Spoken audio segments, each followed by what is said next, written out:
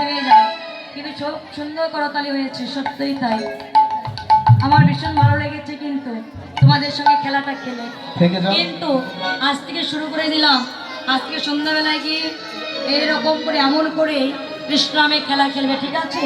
যখন সন্ধ্যা করে দেবে তখন ঘরে গিয়ে মদনে কৃষ্ণ নাম বলে সন্ধ্যা করে দেবে, তাহলেই আমাদের কৃষ্ণ নামে খেলা হয়ে যাবে।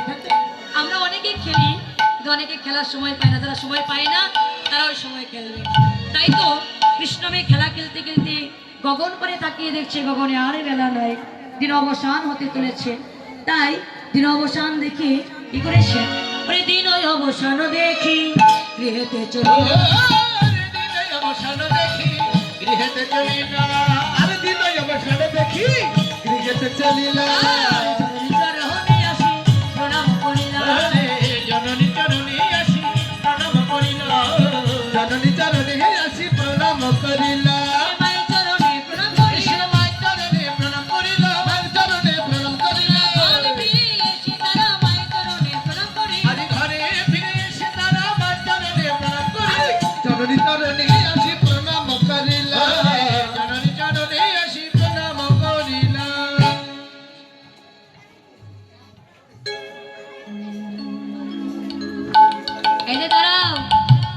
নৃত্য করবা তো?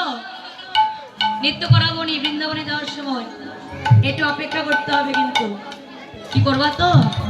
আচ্ছা, কেননা যেই জায়গায় দাঁড়িয়েছি এই জায়গায় নৃত্য করার জায়গা নয়, কেন জানো? এই জায়গাটা হলো লীলার মূল জায়গা। আমি জানি আমার দাদা ভাইরা অনেক সুন্দর নৃত্য করে, ভালোবাসে, কিন্তু এই কৃষ্ণামে নৃত্য তো সবারই মন চায়। যে খাটাখাটি করার পরে বেশি যে দাঁড়িয়েছে তারা কৃষ্ণ নাম করণীয় গাছার পাগলের মতো ছুটে এসেছে এই যে।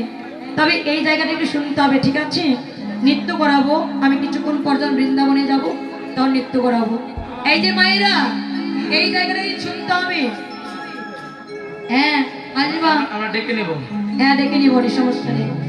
না, এই জায়গাটা কিন্তু শুনতে হবে মা, কেন জানো? লীলার মূল জায়গা এখানে। এই জায়গাটা ভালো করে শোনো না বলে ঘরে ঘরে পিতামাতা দুঃখ জ্বালা হয়ে যায়। ঘর থেকে পিতামাতাকে বৃদ্ধাশ্রমে আমরা পাঠিয়ে দেই, ঘর থেকে বাহির করে দেই, এই জায়গাটা শুনি না বলে বাবা। কিন্তু ঘরে ঘরে কীর্তন হচ্ছে বাবা, কাজ হচ্ছে না।